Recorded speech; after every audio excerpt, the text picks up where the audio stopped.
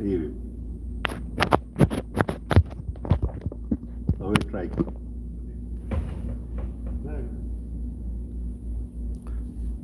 Sound नहीं आता. Red light on થઈ. આમાં લાઈટ નથી. that means કે I think that was the other. turn કરીને આમ ટ્રાય કર્યો હોય તો એને લીધે આવે છે. બીજી બાજુ એક સેકન્ડ. ટેસ્ટ કરે તો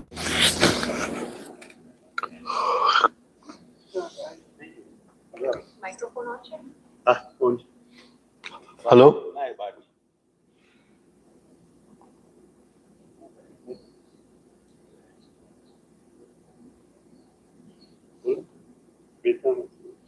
Hello, can you hear me? Can you hear?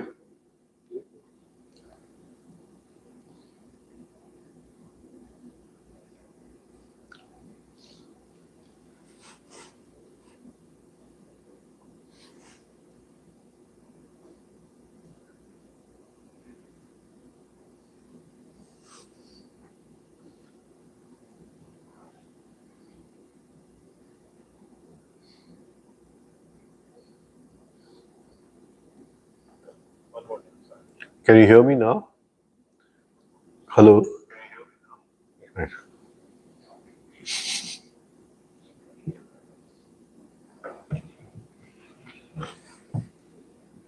Yeah. Chalo. Good evening. We'll start with the meditation.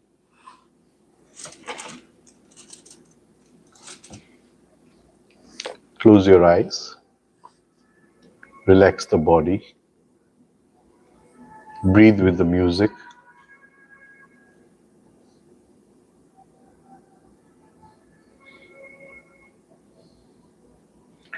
Our journey starts from the cremation ground, the crematorium.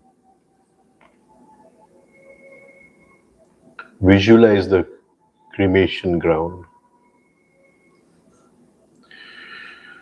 Sense all the people who have come here and been reduced to ashes. When you sense the cremation ground, a tremor runs through your body. Feel that tremor.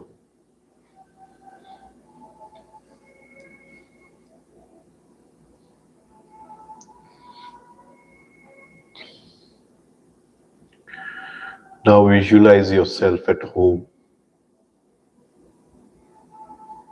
You're lying on the bed and waiting for the moment of death. Death is not far away.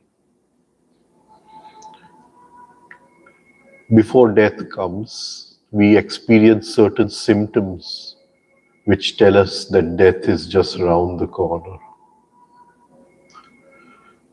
We have lived our life, enjoyed our life because of the five elements. It is the five senses come in the contact of the five elements. And what goes in is through the five elements. So the five elements have given us their powers, their properties to live this life. Now just before the moment of death, for some time they will withdraw their property, withdraw the power. The first is the element of the earth element. Feel the earth.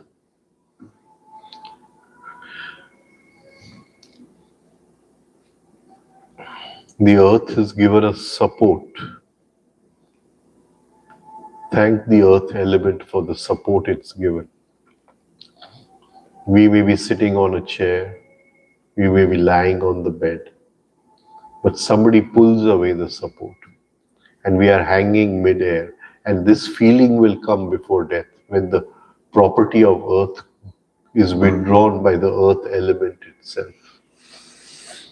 Again, it will come back and we'll feel we are on the bed, on the chair. So the first element to go is earth. All our life, all the happy moments we've had is because of the earth vibration. The earth has given us the power to smell. And we've enjoyed different smells and fragrances throughout our life. The next element is the element of water. Feel the element of water. It is our subtle body inside. Feel the element, the subtle body moving within our physical body. All our feelings, all our emotions, all our affections can be expressed because of the water element.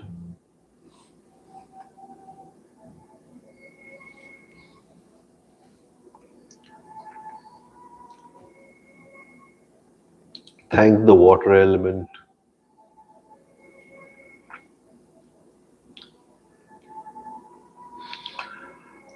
The water element has given us the power of taste.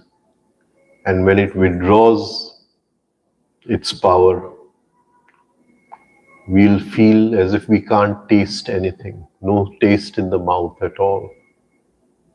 We'll feel all the juices of the body are drying up, and we'll tell someone we are feeling warm, we are feeling hot, please give me some water to drink. The next element to go will be the fire element. It gives us the power of sight and it withdraws that power.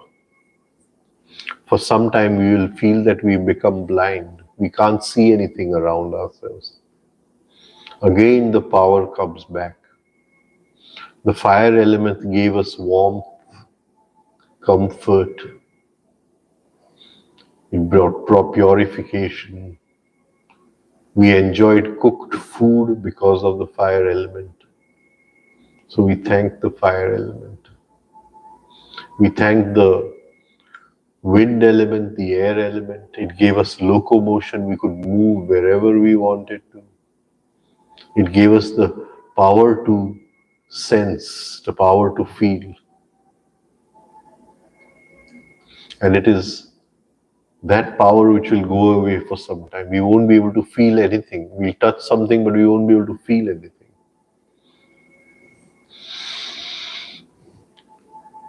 The next element, the last to go, is the ether element, the Akash Tattva. It gave us freedom, the freedom to move wherever we wanted to. Its power is the power of sound, the power to hear.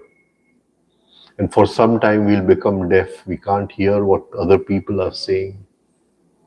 The power will come back. So these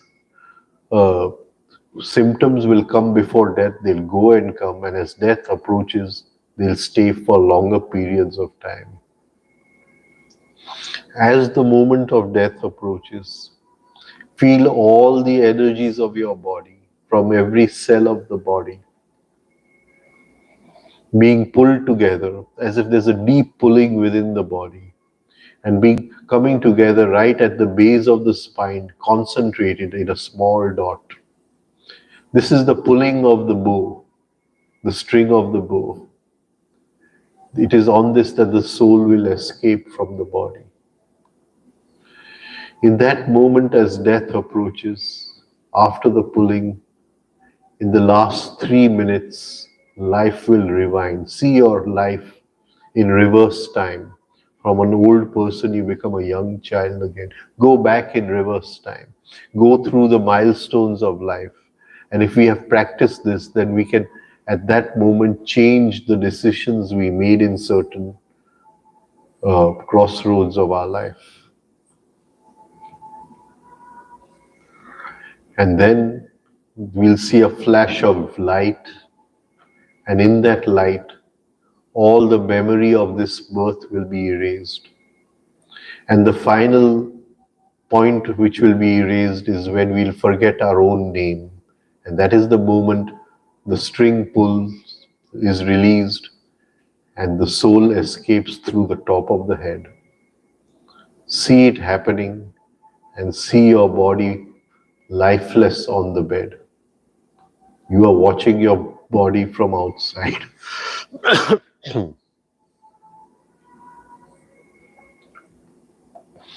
4 to 6 people come.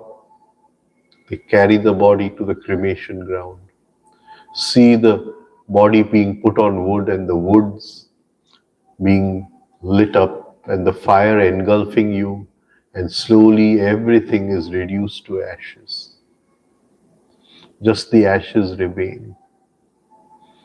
And then a gust of wind comes and blows away the ashes, and there is empty space.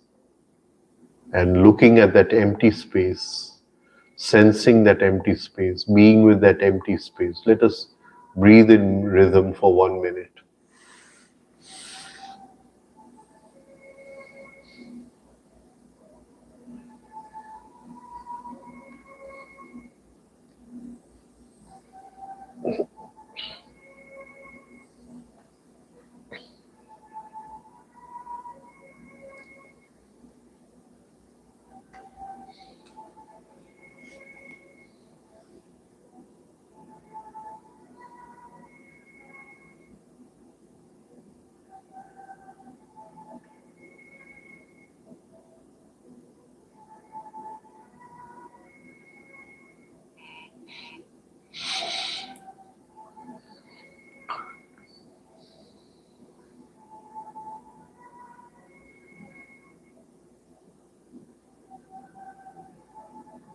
Slowly come back.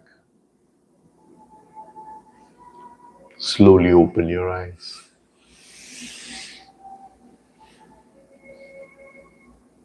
Prashant no phone.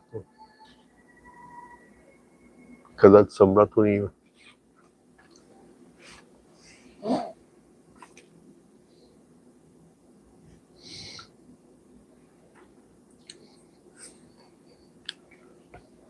Shall we go ahead in Tripura Sundari? Okay.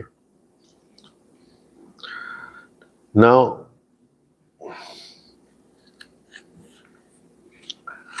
There's another part to the energy of love, which is represented by Tripura Sundari.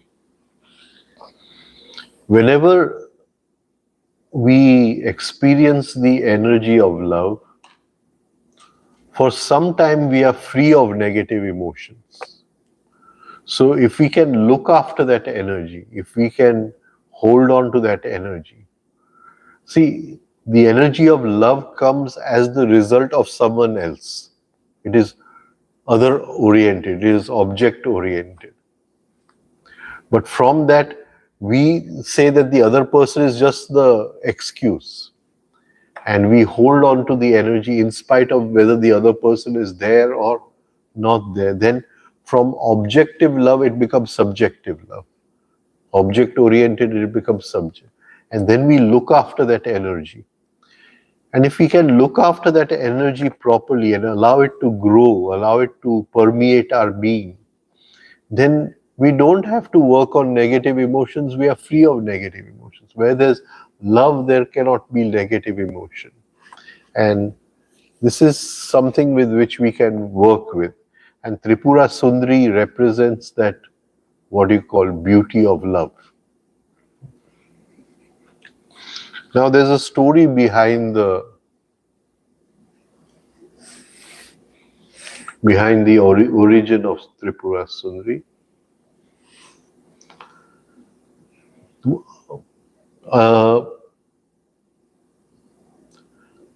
Another name for Tripura Sundari is Lalita.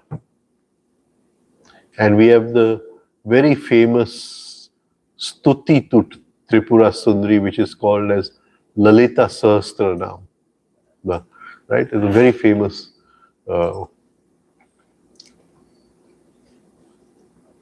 we know that Shiva burnt Kamdev to ashes, right?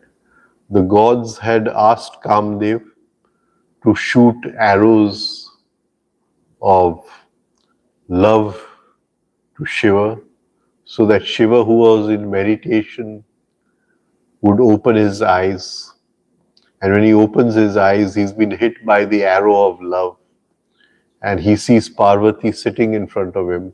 And he falls in love with Parvati and they get married. And this was the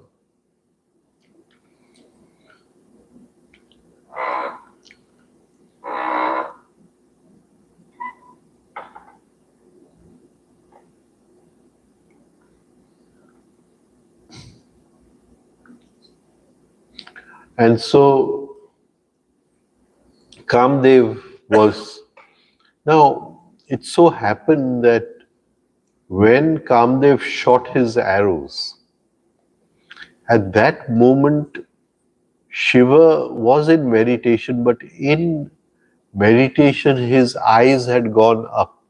And when we, here there are 2 points up here where if our eyes go into those points, they sort of relax as if they sort of just slide into those 2 points. And when the eyes slide into those 2 points, it is known as Shambhavi Mudra. Shambhavi means shaman karna, that which brings peace, that which brings. So, Shiva was at that moment in Shambhavi Mudra. And at that moment, Kamdev shot his arrows.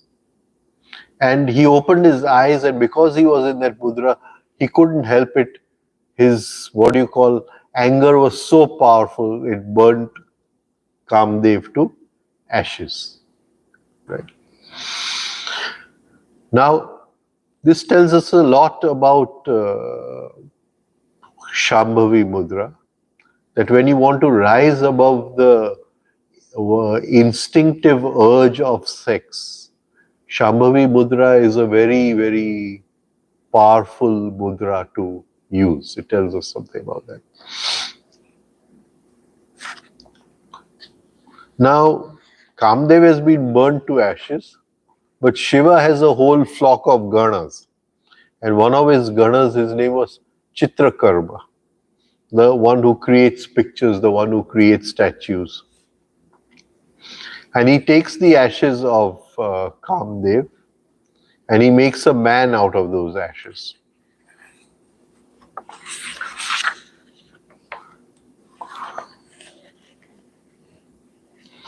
Then Chitrakarma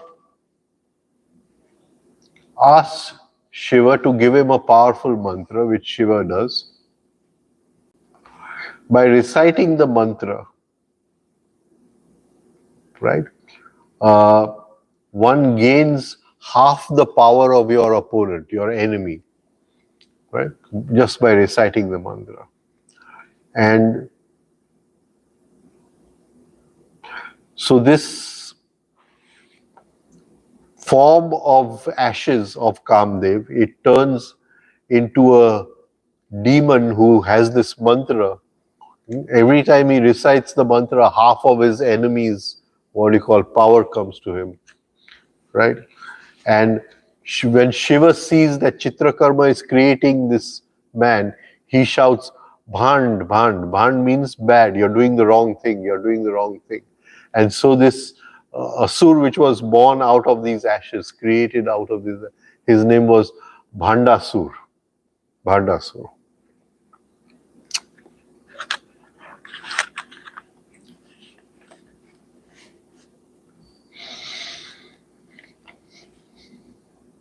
So Bhandasur builds a city which is much greater than the city of Indra in the heavens. And he attacks Indra.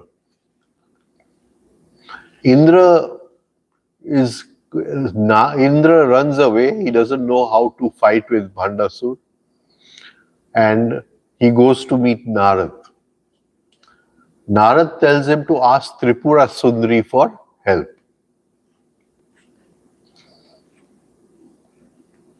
Indra tells all the other gods to worship Tripura Sundari, to propitiate her, right, with Vedic rites. And after the rites, the goddess appears and agrees to help the gods.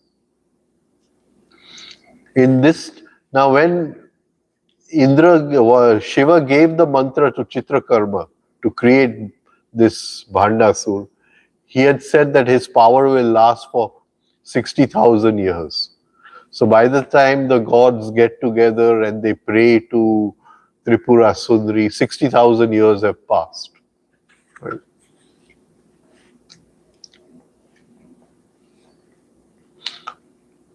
The gods arrange the marriage of Shiva and Tripura Sundari. And then she goes into battle to fight Bhandasur. She has a noose, a lasso. She has a goad, the one with which you, poke the elephant to run, the goad.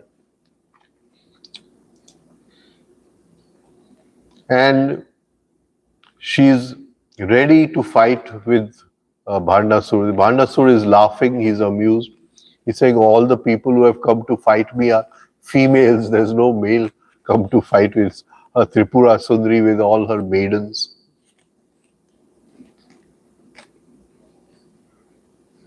And the name of the leader, Tripura Sundari, is Lalita. Lalita means the one who is soft and delicate. The one who is soft and delicate. So Bhandasur is laughing, he's saying, this soft and delicate one, what is she going to do?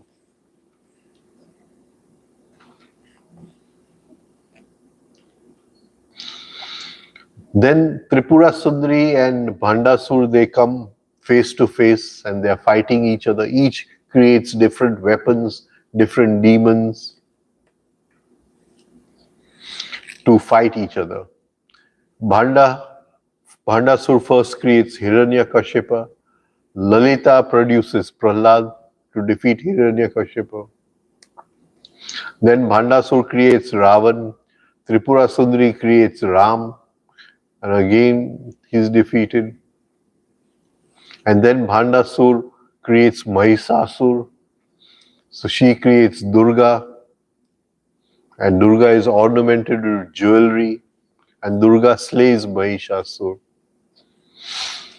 Finally, Tripura Sundari defeats Bhandasur. And after the battle, the gods, led by Kamdev's wife, Rati, asked Tripura Sundari to bring Kamdev back to life. And she does that, she restores him back to life. And then the gods, they sing praises of Lalita, and we have what is called the Lalitha Search.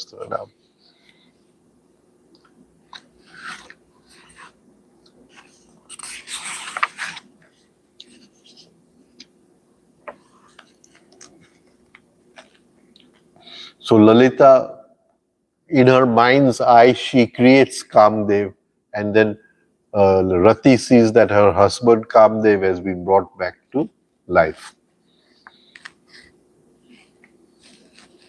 And then she sends him to Shiva, and she promises him that now if you shoot your arrow to Shiva, he will not, burn you again.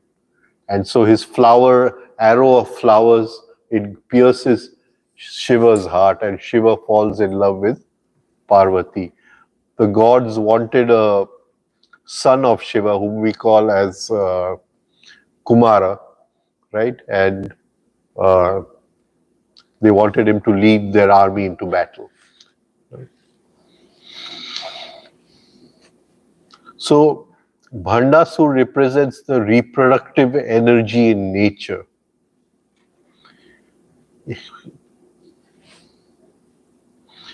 That energy is used to manipulate and to destroy. Now, whenever we use creativity negatively to destroy someone, to manipulate someone, to be cunning about someone, then that is the demon called Bhandasur.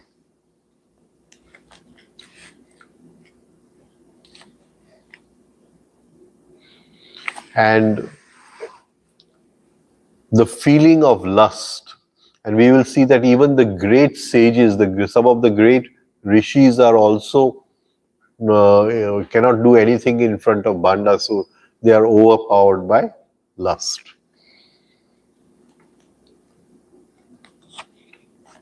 So every stage of the battle which we saw is a stage in spiritual purification, right? So in the first stage, the Prahlad means that which is happy, Alad. Prahlad means happiness going forth. The second stage, Ravan and Ram, that which plays up from happiness. And the last is Mahishasur. Mahish represents the sex energy, the transformation of sex energy.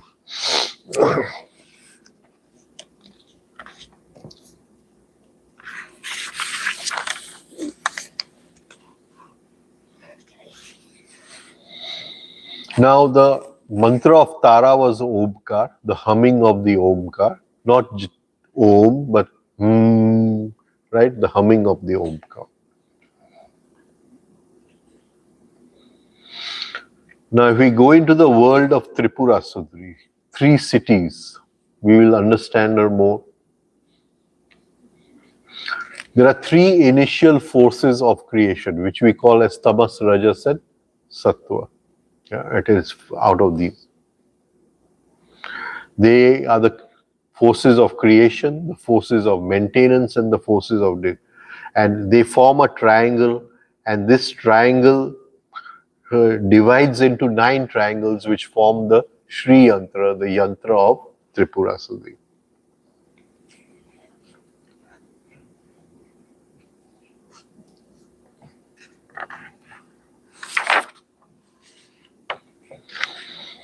The innermost triangle is the first stirring of the expression of the universe. There is still non-duality, but as the light comes out, subject of I and it are born out of it. And we have subjectivity and objectivity. So from that Bindu, the 3 is born, the 3 forces, and out of that we have this, the creation of the whole universe, and that gives us 43 different experiences, which we will look at later on.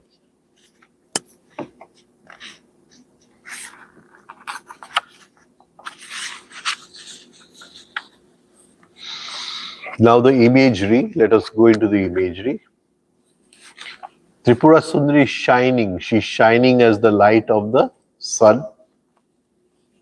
She's a rosy color, red rosy color, representing joy, compassion and illumination. She has 4 arms, and in her 4 arms she holds the lasso, the noose, a goad, a bow and 5 arrows. The noose indicates the captivating power of beauty, that we are always captivated by beauty.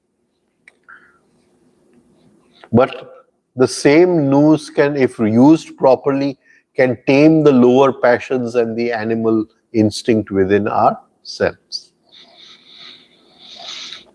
We can bind the lower, right, into by the noose.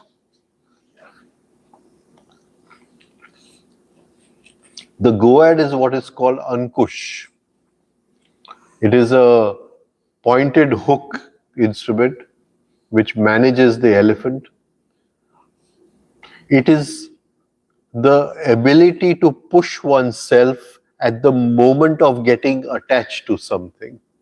So the moment we are attached, we pinch ourselves, we poke ourselves with the goad, and we wake up, we don't want to get identified. So it is like prodding and pushing our body-brain system, our machine, from a state of sleep into a state of waking.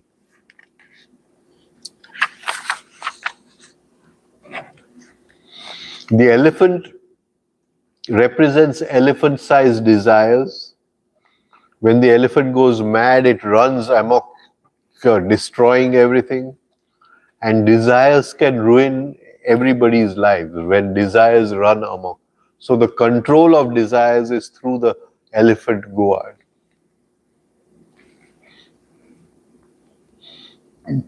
So the Ankush, the goad, is an instrument which reminds us, keep your mind in control, keep your desires in control, don't let them run freely. Keep your unwanted thoughts in control. The bow in our hand represents our mind, the manas. And it is no ordinary bow, it is made out of sugar cane. The mind is filled, when her arrows hit, there are 5 arrows representing the 5 senses, the 5 Gyanendriyas. And these arrows are made of flowers. When they hurt anyone, they bring sweetness, happiness, joy, beauty, and we get captivated in that.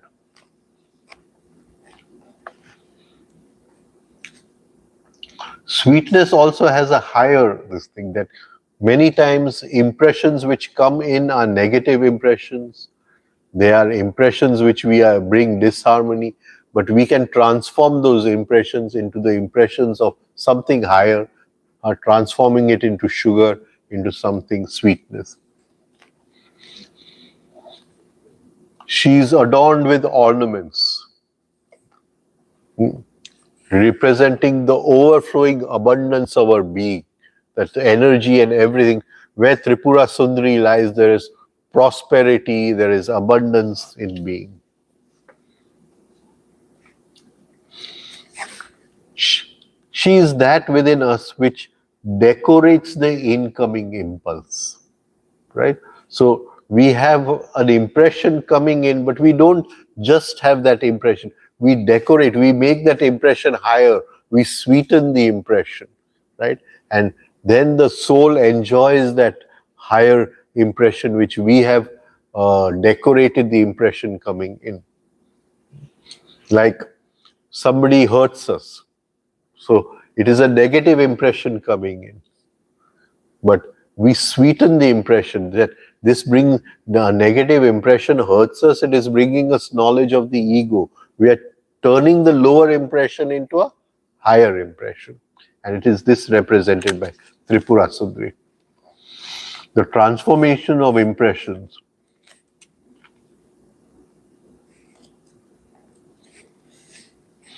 All over her body she has auspicious marks, different auspicious. There are 3 lotuses at her navel. The navel is the symbol of birth and rebirth. From the navel, Vishnu is created, the symbol of what you call preservation of the universe.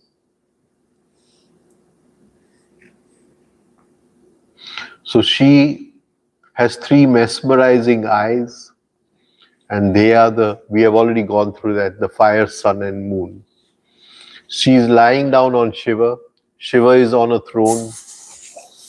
Shiva is the absolute consciousness. But sitting on top of Shiva is Shakti.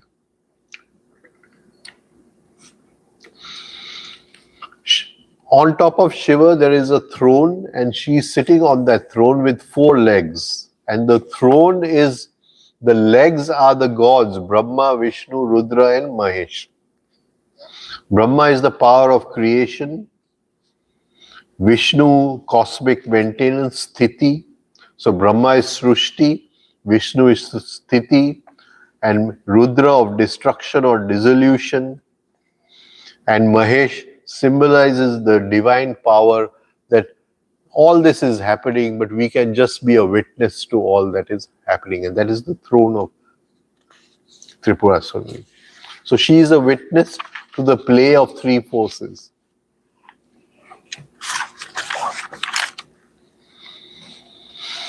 We must understand the 3 forces. The first force, the active, Rajas, is desire or will. His will created the universe. It is called as Ichha Shakti.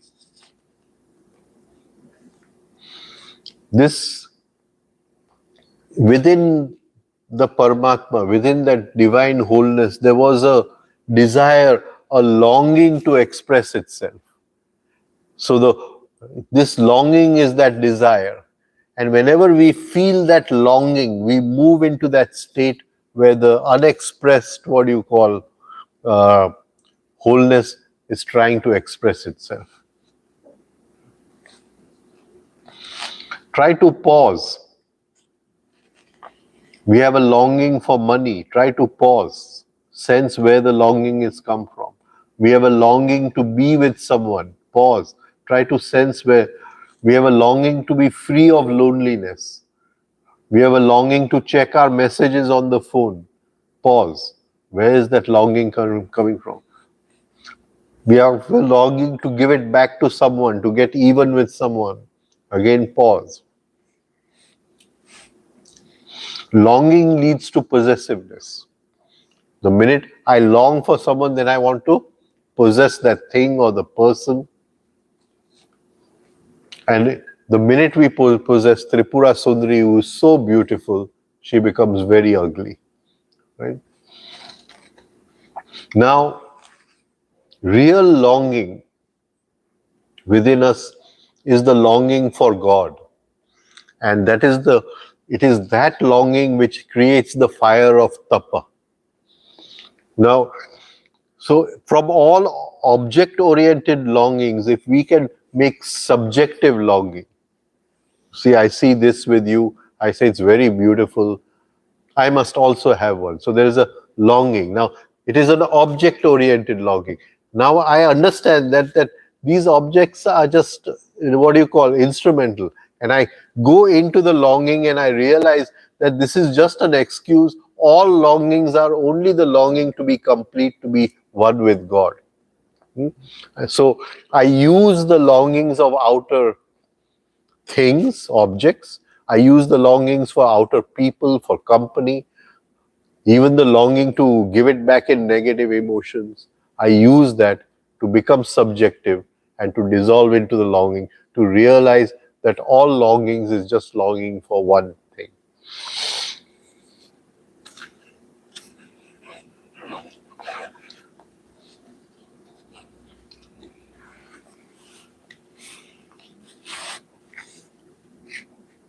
We saw the throne of Tripura Sundari. It stood on Brahma, Vishnu and Rudra with Mahesh as the witness.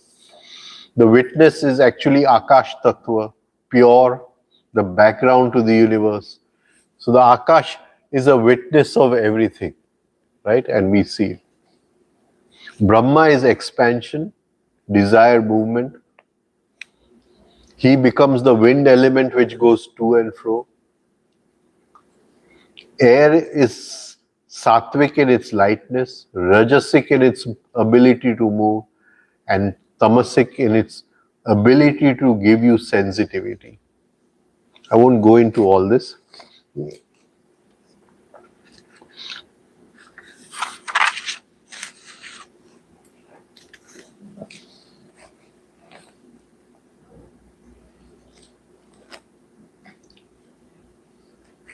Now,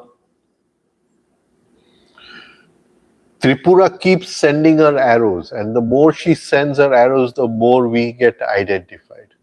Now, if we can bring balance in the three forces, that is Brahma, Vishnu and Rudra, then there is creation of Mahesh, who is the witness. So the idea is that when we practice rhythmic breathing, we are bringing the three forces into rhythm and balance, and that allows us to create the witness within ourselves. Now another name for Tripura is Shodashi. She's 16 years old. She is eternally 16 years old, never grows older.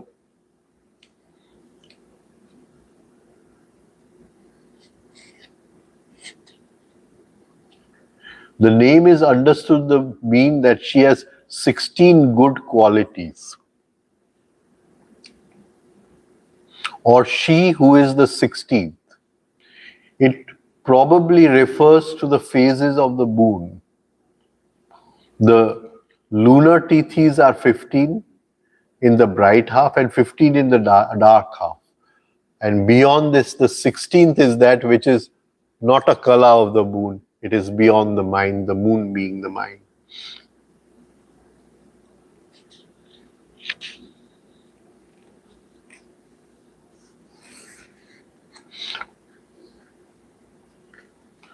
So the 16th element, when it is added to the 15, because we see 15 in the bright half, 15 in the dark half, but when the 16th is added, then it is like bringing a witness to the three forces. We bring in a witness to the 15 plus 15 kalas of the mind.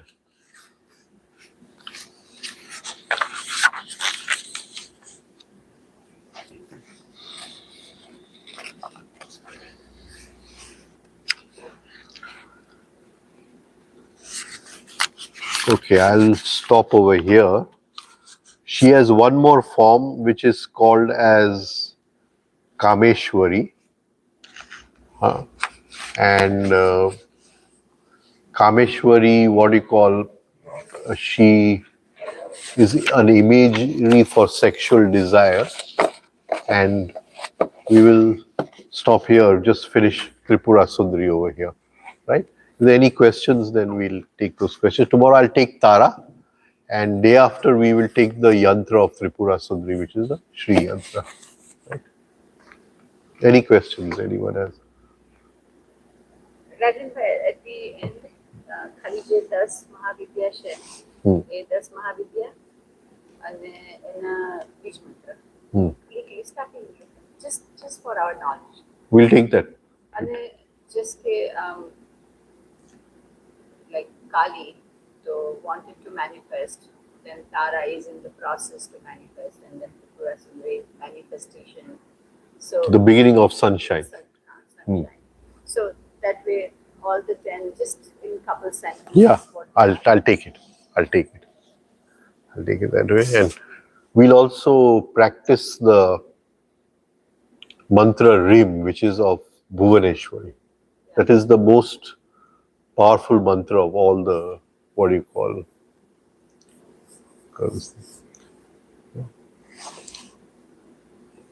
Bolo. Any questions? And yantra-wise, Shri yantra is most powerful or most popular. Shri yantra is the most popular, and Why is it more popular, Sri Yantra? Because it is the yantra of transformation of lower into higher. Right? I think people connect in Sansar is more for the It brings prosperity, abundance. And, so we'll try to understand the Sri Yantra also.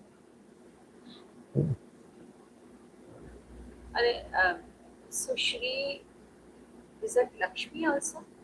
Kinna. Shri, etle the one who Shri is prosperous, overflowing energy, right? And the last Mahavidya is Kamala. Kamala is a form of Lakshmi, or Lakshmi is a form of Kamala.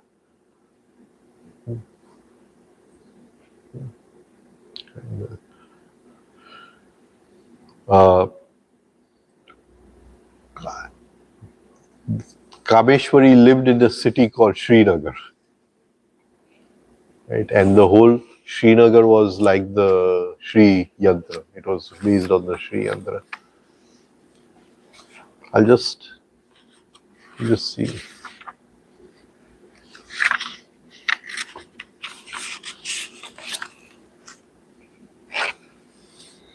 The city is called Srinagar. It has multiple enclosures in the shapes of yantras and mandalas, which are intersecting at different points, thus creating different mathematical figures. And you can only understand them by concentrating the mind on each. In the middle of where the Bindu is, in Srinagar, there was the Chintamani Mani, which means that if you touch that mani and ask for anything, you can get it. Your desire is paid. The whole city was lit by lamps which were jewelry, full of jewelry. The ninth middle enclosure is Bindu Peet. And there we have this throne of Brahma, Vishnu and Rudra.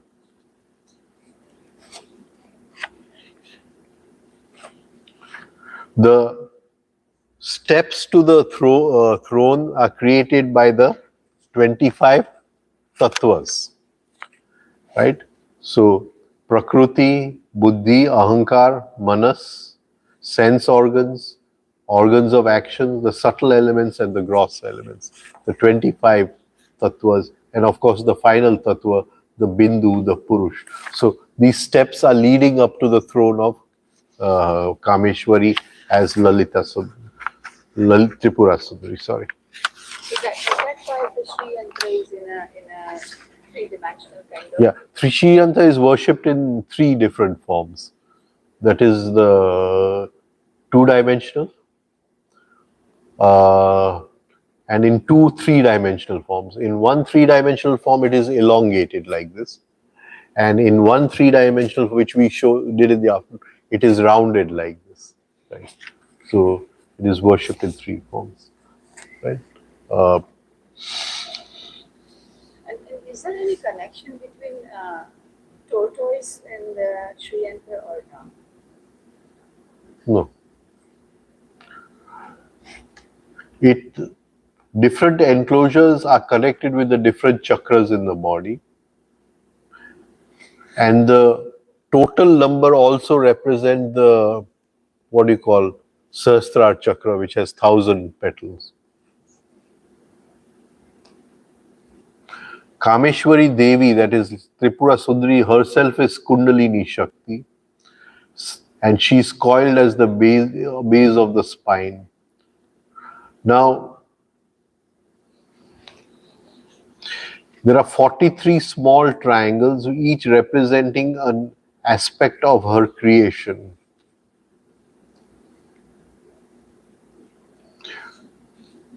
Now, my personal opinion, this is because that the square is called as the earth element and all that, but my personal opinion is it is a diagram of the subtle brain, the the astral brain, and how to move through the thing and come right to the bindu point where the divine fragment sits over there.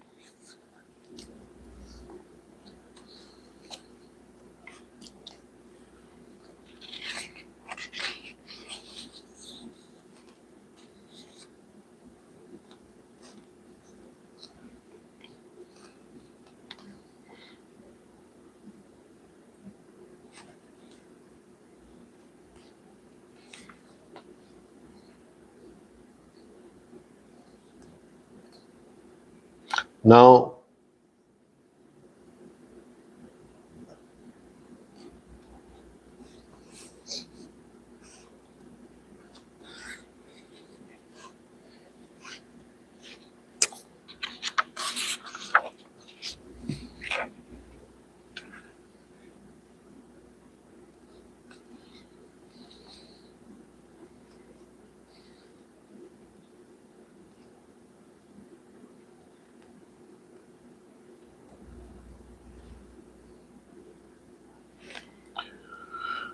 in the Shastra, it is said that anna, food, comes from the sun, and aushadhi comes from the moon.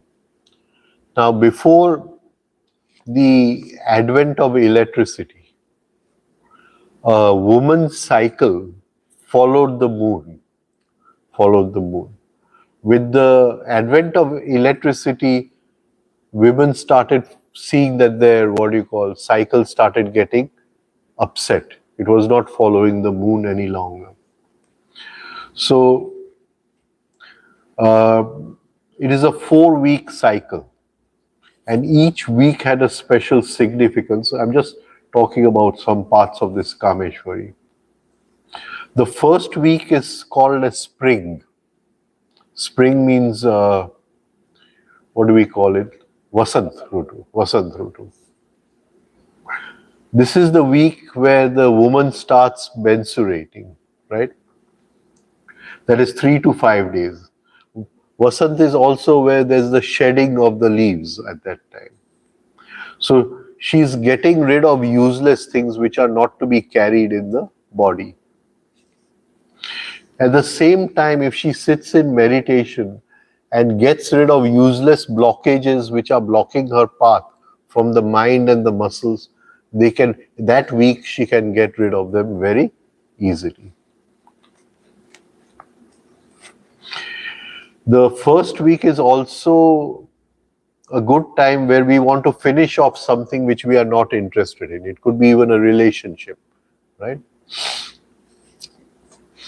Now, in the first week of menstruation, the woman's intuition is at the highest point.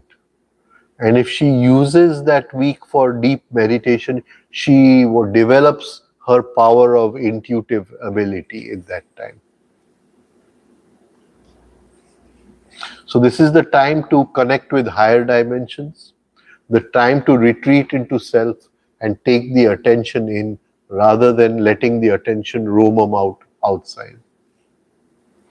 If she can use this period for yoga nidra, because the intuitive faculty is at its highest, she will get prophetic dreams and clear intuitive messages in that first week of menstruation. It's a very, powerful period to connect with the higher self. The second week leading to day 14 is when the woman ovulates. It is now summer. Spring has gone, summer has come. This is the only time the woman can get pregnant. It is in this week that the body releases different smells to attract the male. And this is heightened as the ovulation period comes. The woman looks more attractive. She has more energy. This is a period of creativity because the creation of the child, the period of creativity. And if she can use that period constructively, she can create a new garden or something of that sort. The whole being, because there is ovulation, whether she gets pregnant or not pregnant in that, the whole being wants to create something. This is a good week also to get a lot of work done. So a lot of unfinished work can be done. Now then comes the third week. And in this week, either we can feel good or we can feel regretful. Now, in the previous week, if you have done fulfilling work, if you have done good creative work, then this will be a good week to feel happy and feel good about the work we have done. But if you have wasted time in the previous week, then this week you will automatically feel regretful.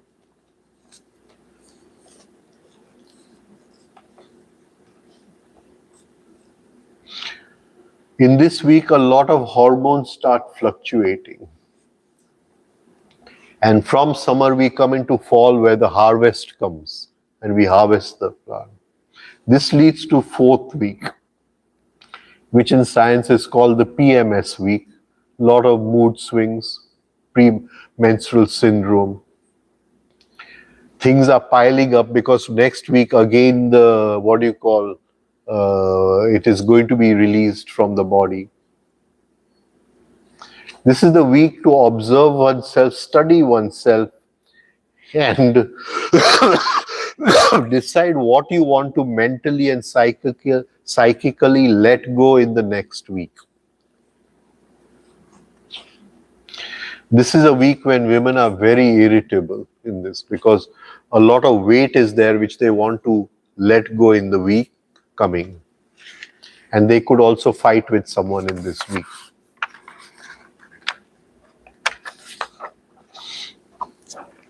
Everything is coming to the surface, and this is a good time to hold that weight and feel the sensitivity of that weight and build your inner psychic muscles due to that weight.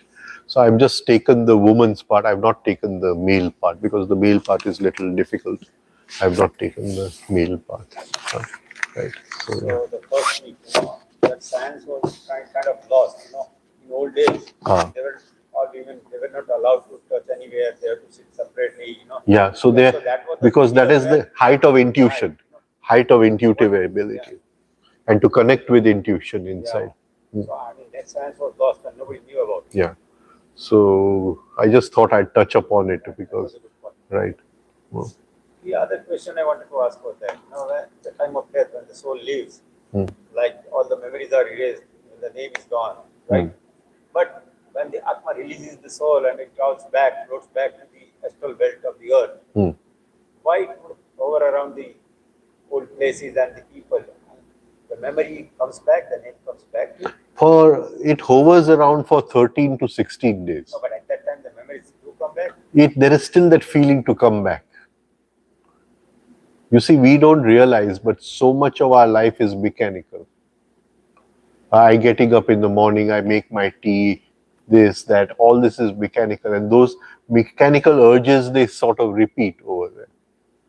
So we say for 13 to 16 days, it does easily come back. Then you have to call it back. So you call it back by putting some food for it. Then it comes back? 13 to 16, you say? 13 to 16 days. Total? Total is 55 days. No. Initial up to 13 or up to 16. 16 days. It is very easily there only. So it comes to take the essence of it? It smells the food and it is satisfied, as if it's eaten the food. It cannot eat the food, of course, but it smells the food. And that is the science behind giving the food. Yeah. Right. The milk and... Whatever you want to. Right. Chocolate. Right. So I just thought I had written these notes on Kameshwari, this side of the women's thing. Of course, it goes much deeper than this because.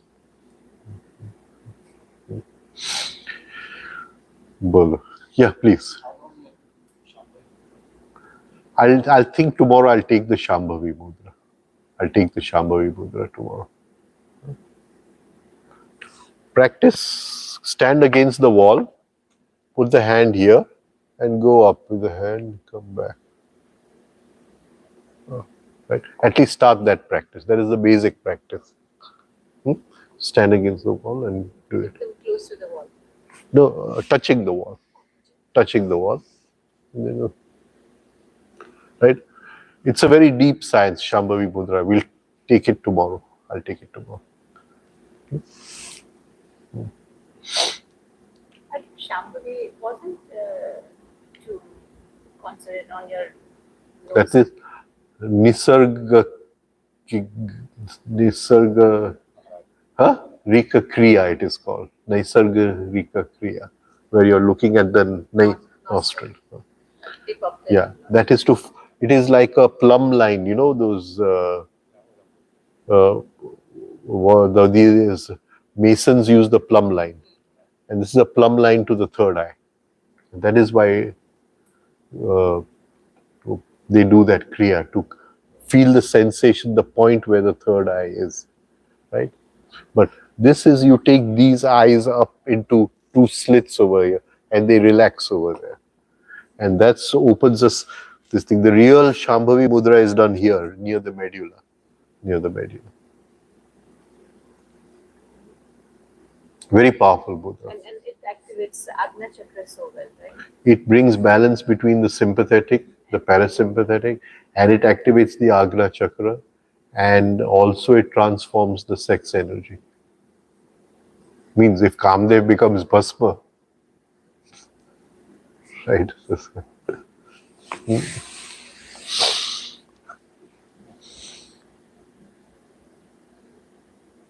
Oh, we still have a lot of time. Still have a lot of time. No? Yeah, 10-20 minutes. Yeah. So if you want to take anything else, we can just take.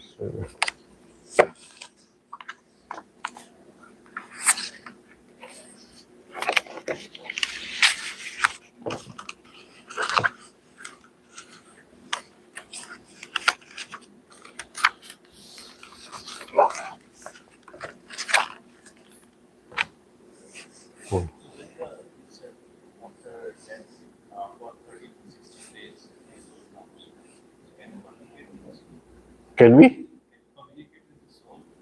Yeah, so you put some food over there and you have to say in your mind, in a form of sensitivity, that this food is for you, so he'll come to eat that. He or she will come to eat the food. And then you communicate with that person. He cannot, because he doesn't have the brain which understands language. So the understanding is more in a sensitivity form, right? And you communicate and say what you want to say, right? That whatever you're experiencing is your own mind. The Guru is next to you, take his help and rise above those experiences and move forward. Don't worry about here, but concentrate on your personal journey, right? And last thing you say is that you give me some signal that this has touched you, you have understood this. And you may suddenly feel, you know, if you put a ghee lamp, that the lamp goes a little like this. Or you may feel an ant crawling up your backbone, something of that sort. And you know that your message is reached over there.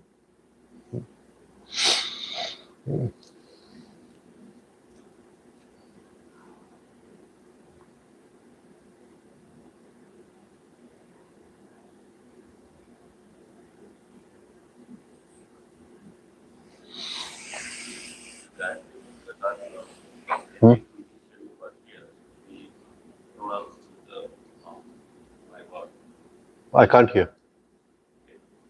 Gayatri Mantra sadhana of our India, in which we pronounce the Gayatri Mantra initially first by loudly.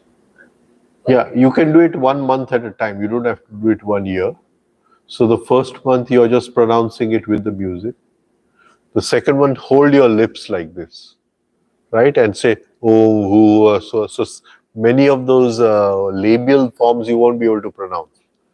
Right, so it'll just go like a kind of movement of sound. Oh,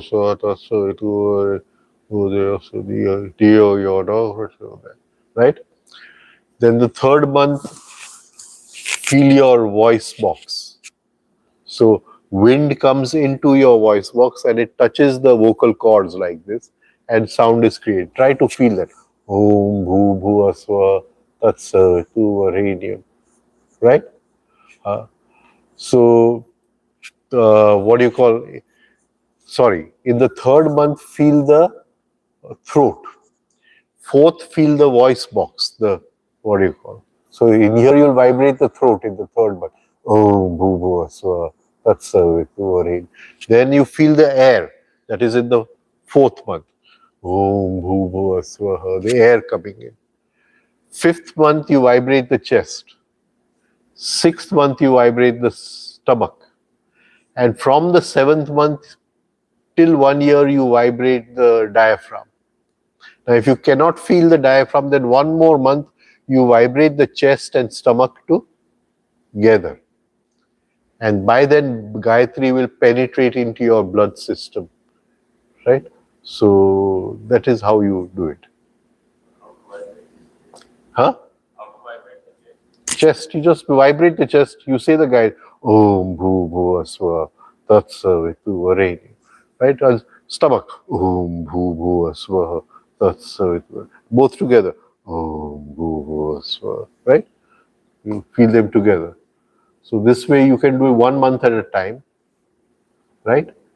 And then complete the year by again going back to doing it just with the music. Just like that.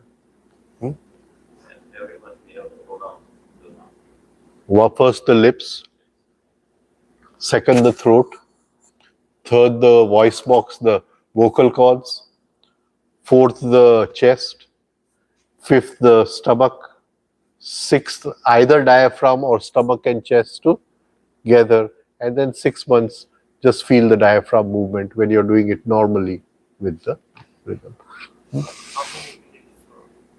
20 minutes. 20 minutes before going to bed every night. 20 minutes. Pardon? You have to continue feeling the diaphragm. If you can't feel the diaphragm 1 or 2 months, you can do chest and stomach together. Automatically the feeling of the diaphragm will start coming in.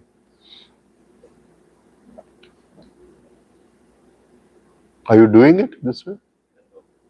But right now I'm just visualizing the mantra, like music is playing. I visualize the words of right. the Bible, but I'm not speaking anything. I just feel it's very good, but you can go through this experiment because it does penetrate into your blood system through this experiment. So the blood does take on the form of the Gayatri.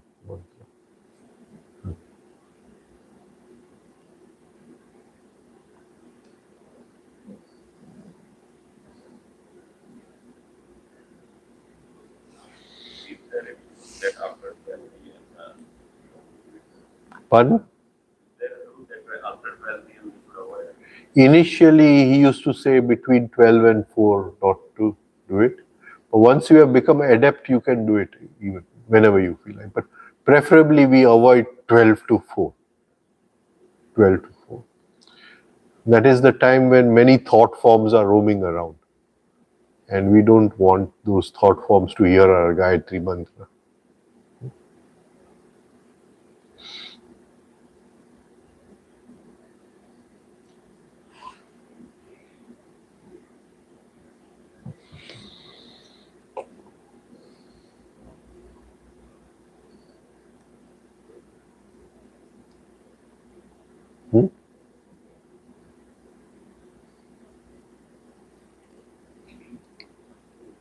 So should we be focusing only on that womb, or we have to do all other mantras too?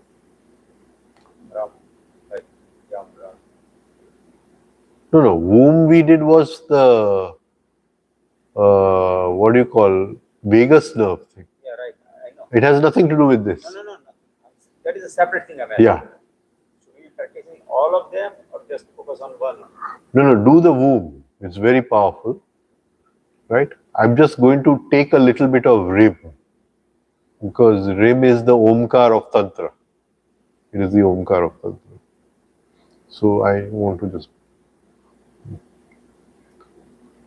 And doing that Rim mantra does bring a kind of prosperity in life.